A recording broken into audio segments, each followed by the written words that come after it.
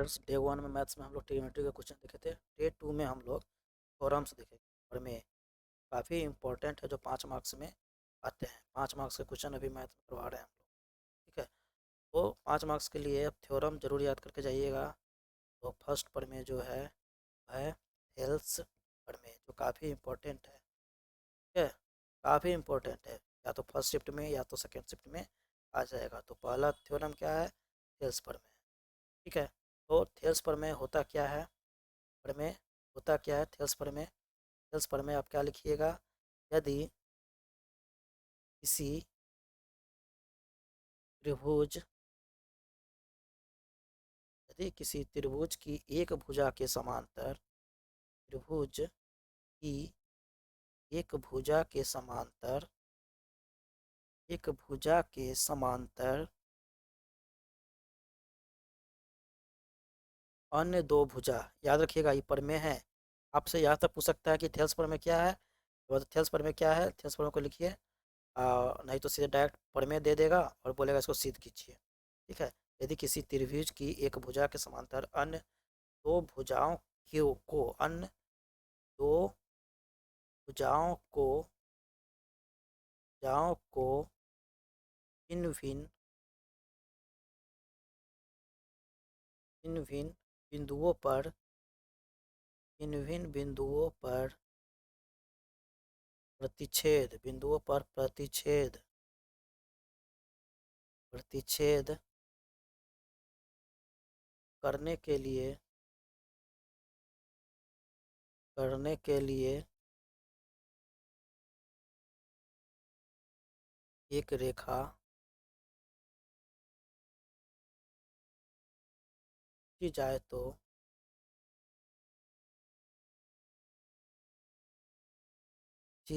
तो अन्य दो भुजाएं खींची जाए तो अन्य दो भुजाएं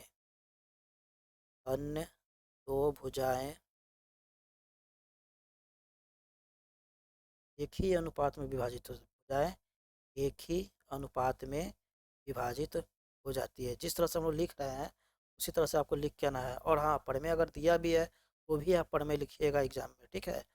दो भुजाएं एक ही अनुपात में विभाजित हो जाती है, इसी को सिद्ध करना है। विभाजित हो जाती है। प्रमेय जो होता है सिद्ध किया हुआ स्टेटमेंट होता है, कथन होता है। प्रमेय मतलब होता है सिद्ध किया हुआ कथन।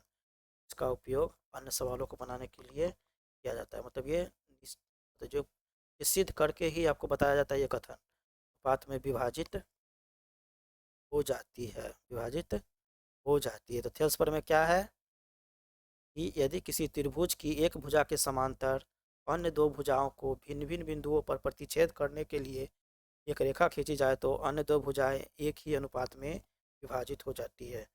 तो इसका फिगर किस तरह से होगा पहले ये देख लीजिए। यहाँ से हम लोग प्रमेय सिद्ध कर रहे हैं, इसमें फिगर समझना बहुत ही ज़रूरी है। तो इस तरह से त्रिभुज बना लीजिएगा आप एक, ठीक है। त्रिभुज बना लिए इस तरह से। अब क्या बोल रहा है कि एक भुजा के समांतर, ठीक है, एक ए बी सी त्रिभुज बना लिए हम लोग। यहाँ पे ए बी सी त्रिभुज बना लिए और इस बी सी भुजा के समांतर एक खींच रहे हैं यहाँ पे ध्यान देखिएगा, डी और ई, ठीक है। भिन्न भिन्न बिंदुओं पर एक डी बिंदु हो या ई बिंदु पर प्रतिच्छेद करने के लिए एक रेखा खींची जाए तो अन्य दो भुजाएं, यानी अन्य दो भुजाएं ए डी और ए बी, मतलब B D, A D B D और ए ई और ई सी क्या होगा? एक ही अनुपात में विभाजित हो जाएगा। मीन्स कहने का मतलब हो गया ये जो ए डी भुजा है और डी बी भुजा है ये एक ही अनुपात में विभाजित हो जाएगा। मतलब ए ई बट्टा ई सी, मतलब एक ही अनुपात में विभाजित हो जाएगा। हमको यही सिद्ध करना है। तो डी समांतर दिया गया हुआ है तो, ठीक है। इसमें आप क्या कीजिएगा, ध्यान से रखिए। इसमें हम लोग क्या करेंगे, बी बिंदु से सी को मिला देंगे और बी बिंदु को ई बिंदु को बी से मिला देंगे।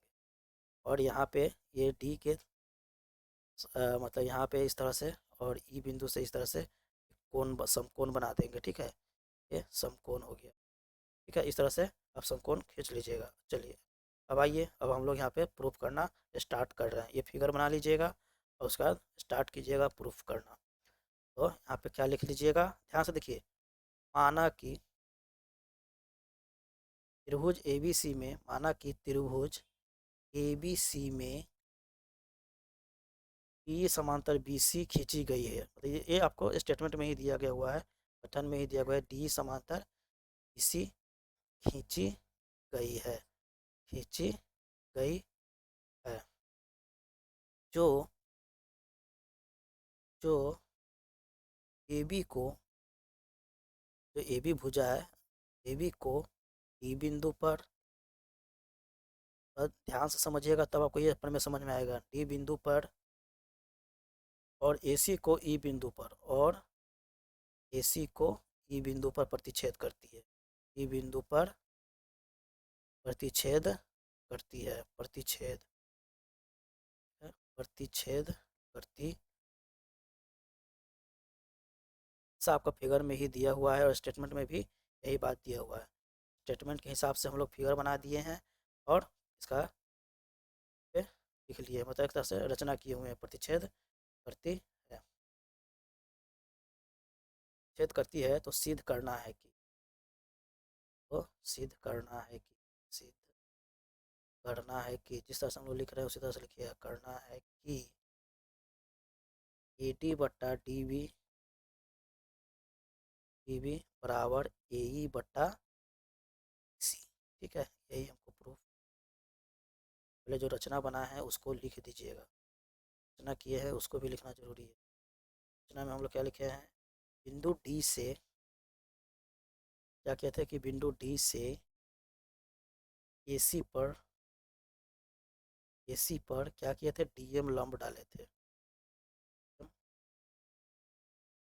DM DM लंब डाले थे, ठीक है। DM लंब, ये वाला जो DM लंब डाले हैं, DM, और ये EN लंब, ये दोनों डाले हैं, ठीक है।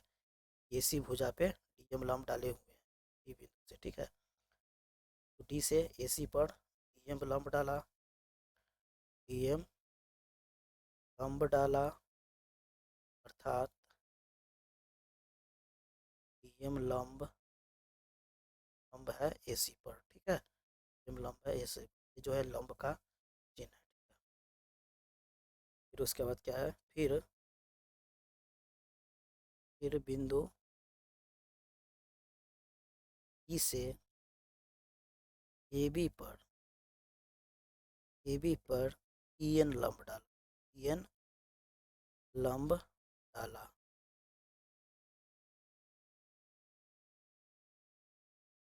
EN लंब AB, ठीक है। इसके बाद D और C को, D को C से, D से C को, और E से E को मिला देंगे, ठीक है। इसके बाद क्या करेंगे, इसके बाद हम लोग क्या किए हैं, D से C को मिला दिए हैं और B से E को मिला दिए, ठीक है। इस तरह से लिखेंगे। इसके बाद D से C को और B से E को मिलाया, और इसे को मिलाया। को ये बात एकदम याद रखना है, ठीक है। इतना रचना करने के बाद तब आता है मेन बात,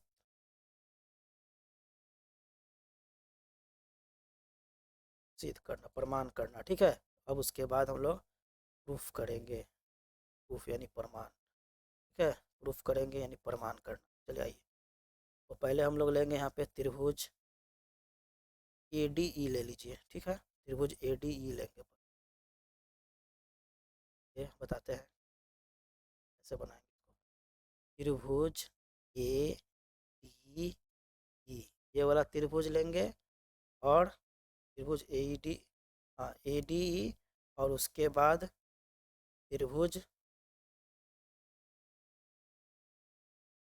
ADE से, ठीक है। त्रिभुज ADC, त्रिभुज ADE में हम लोग क्या करेंगे, देखते हैं क्या हो रहा है।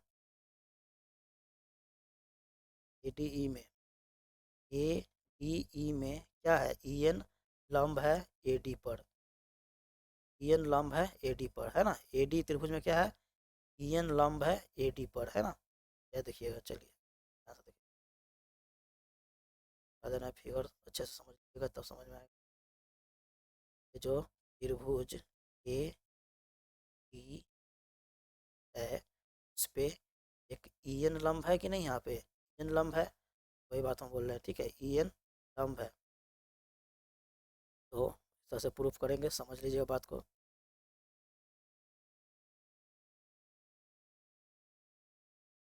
कुछ ए डी ई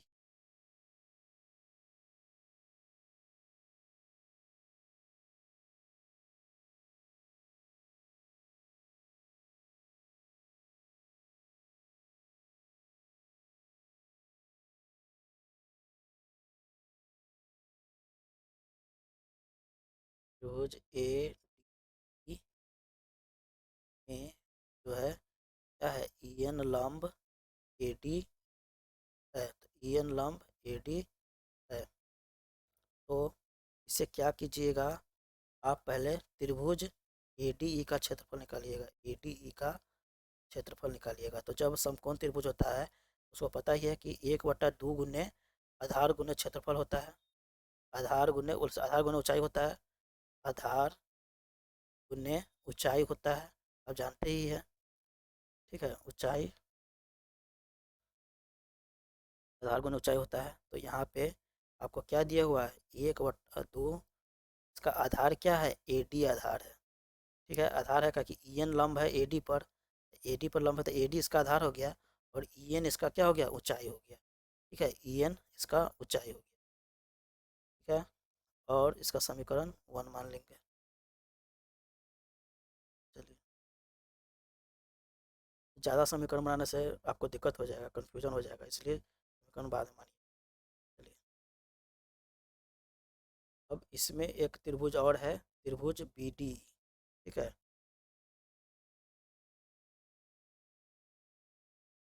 आपका त्रिभुज बी डी, ये वाला त्रिभुज, इस वाले त्रिभुज को लीजिएगा बी डी, इस वाले त्रिभुज को भी लेना है इसमें। त्रिभुज बी डी ई पे भी क्या है, ई एन लंब है, क्योंकि इसके समांतर जो यहाँ पे त्रिभुज एक है बी डी ई, इस तरह से जो आपका बी डी ई त्रिभुज है, यहाँ से देखिएगा, इस तरह से जो त्रिभुज है आपका बी डी और ई जो त्रिभुज है, इस पे भी तो आपका ई एन लंब ही होगा ना, अगर इसके समांतर इसको खींचिएगा इस तरह से, इस पे भी तो ई एन लंब हो सकता है, होगा, ई एन लंब ही रहेगा। तो इसमें इसका आधार क्या हो जाएगा, बी डी आधार हो जाएगा इसका, ठीक है, याद रखिएगा बी डी इसका आधार हो जाएगा। तो त्रिभुज बी डी ई, त्रिभुज बी डी ई का क्षेत्रफल भी वही हो जाएगा, 1/2 गुने आधार गुने ऊंचाई, ठीक है, आधार गुने ऊंचाई, ठीक है। तो इसमें 1/2 गुने बी डी गुने ई एन हो जाएगा, ठीक है, बी डी गुने ई एन हो जाएगा। चलिए, तो समीकरण, तो इसको क्या कीजिएगा, अब यहाँ पे ध्यान दीजिए, तो इसको जब इसका अनुपात निकाल दीजिएगा, मतलब यहाँ पे त्रिभुज ए डी ई का क्षेत्रफल बटे त्रिभुज बी डी ई का क्षेत्रफल बराबर क्या हो जाएगा, 1/2 ए डी गुने ई एन बटा 1/2 गुने बी डी गुने ई एन हो गया। इस तरह से थेल्स पर में समझ आते हैं तो थेल्स पर का विलोम समझने में कोई दिक्कत नहीं होगा आपको। तो ए डी गुने बी एन, ठीक है, और ए डी गुने बी डी, तो यहाँ पे देखिए, इससे क्या क्या कट जा रहा है, 1/2 आपका कट जा रहा है यहाँ पे, ठीक है, 1/2 इससे कट जा रहा है, ई एन से ई एन कट जा रहा है, तो बचेगा आपका क्या, ए डी वाई बचेगा आपको, डी वी चाहे बी डी बोलिए, जो भी बोलिए, A D Y D V बचेगा आपको, ठीक है। तो एक चीज़ है, तो इसको समीकरण 1 मान लीजिएगा, ठीक है, इस तरह से। चलिए, फिर अब हमको ए डी ई त्रिभुज लेना है, ए ई डी त्रिभुज लेना है, ठीक है, ए ई डी त्रिभुज लीजिएगा, ए ई डी, फिर ए ई डी त्रिभुज, त्रिभुज ए ई डी में फिर त्रिभुज ए ई डी, ए ई डी में आप ए ई डी का क्षेत्रफल निकालिएगा, त्रिभुज ए ई डी का क्षेत्रफल, AED का क्षेत्रफल सेम इसी तरह से जैसे यहाँ पे बताया AED में जो लंब हो जाएगा यहाँ पे AED में है भी दिखा देते हैं आपको।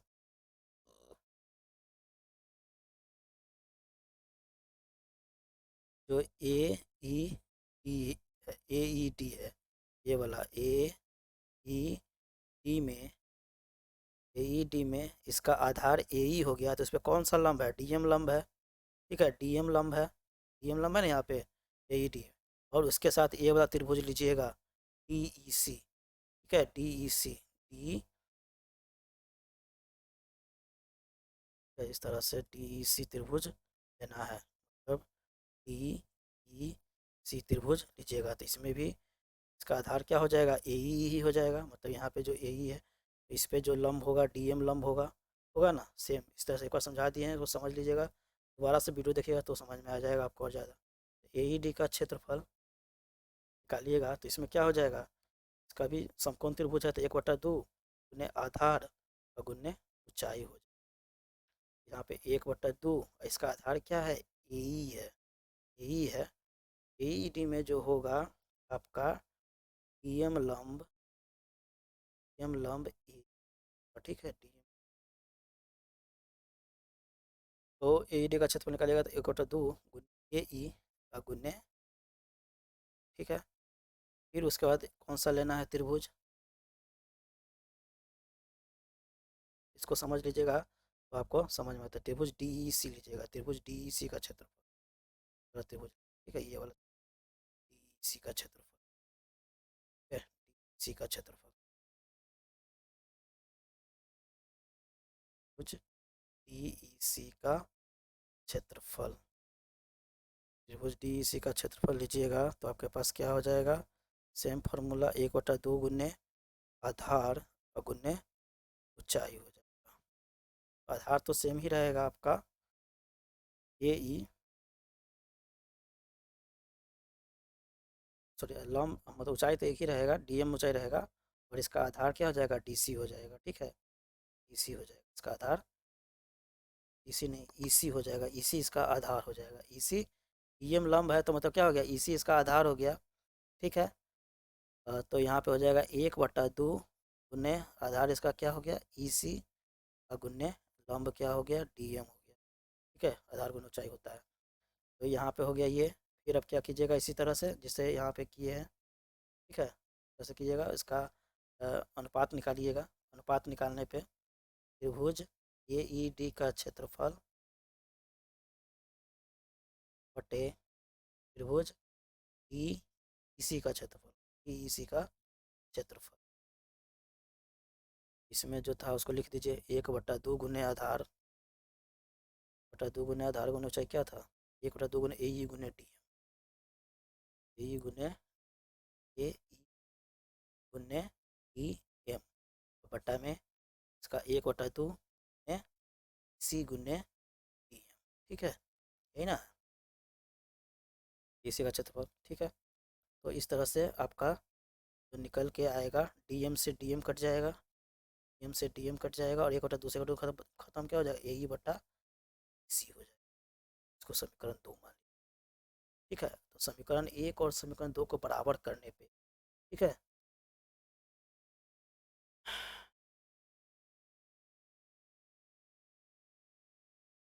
ठीक है दोनों को बराबर कीजिएगा समीकरण 1 और 2 को तो आपको पता चल जाएगा। ठीक है मतलब यहाँ पे आप कह सकते हैं कि त्रिभुज त्रिभुज BDE और त्रिभुज DEC एक ही आधार एक ही आधार एक ही आधार पे बना हुआ है ना एक ही आधार ये को बना हुआ है DE पर एक ही आधार DE पर बना हुआ है। ठीक है एक ही आधार DE पर बना हुआ है DE पर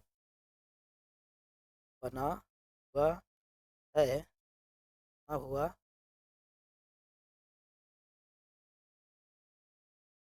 DE पर बना हुआ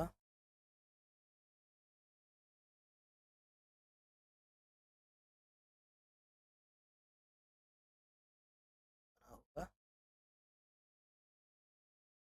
है DE पर बना हुआ है देखिए आधार पर डी पर बना हुआ है तथा हम लोग जान रहे हैं यहाँ पे तथा दिया हुआ भी है डी समांतर बीसी है। डी समांतर क्या है? बीसी के बीच अवस्थित है, बीसी के बीच अवस्थित है, अवस्थित है। तो इसके हिसाब से क्या होगा?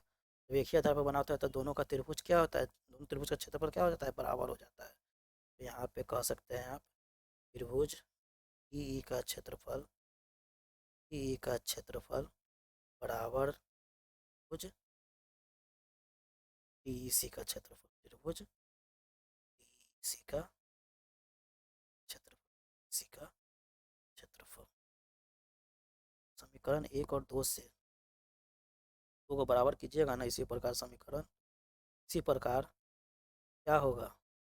समीकरण 1 और 2 को कीजिएगा, 1 और 2 को बराबर करने पे एक ही दो, 1 और 2 से इस तरह से लिख सकते हैं, 1 और 2 से तो जो होगा आपका यहाँ पे बताते हैं।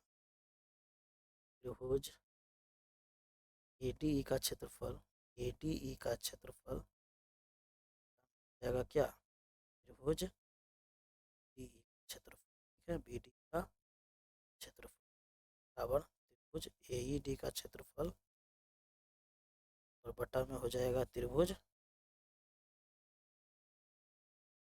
डी सी का क्षेत्रफल, इसी का क्षेत्रफल। ठीक है, इस तरह से हो गया।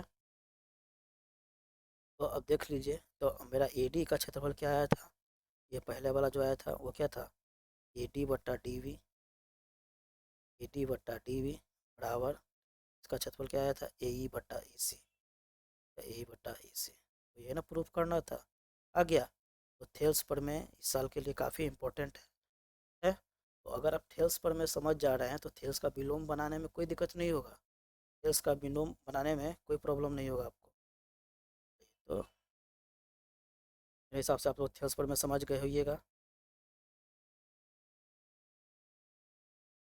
ठीक है, तो मेन तो थेल्स पर में ज़्यादा ही इंपॉर्टेंट है। थेल्स का विलोम में क्या होता है कि नीचे से चलना पड़ता है, ठीक है, यानी इसमें आपको लाना रहता है डी समांतर बी सी। ठीक है, डी समांतर बी सी लाना होता है। इसी तरह करते जाइएगा, अंत में इसको हम बता थेल्स पर का विलोम का ऐसे हम आपको लिंक दे देंगे, बना हुआ है, वीडियो बना हुआ है, इसको लिंक दे देंगे, आप उसमें भी जाकर थेल्स पर का विलोम और पाइथागोरस पर में, पाइथागोरस पर में का विलोम, ये सभी आप देख सकते हैं। ठीक है, उस पर हम लिंक दे देंगे, आप देख लीजिएगा। और ये इस साल के लिए काफ़ी इंपॉर्टेंट था, इसलिए इसको दोहरा दिए हम लोग, 2026 के लिए काफ़ी इंपॉर्टेंट है, इसलिए इसको दोहरा दिए हैं। आपको वीडियो का लिंक मिल जाएगा, ठीक है, और इसका तैयारी कर लीजिए। ठीक है, नेक्स्ट वीडियो में।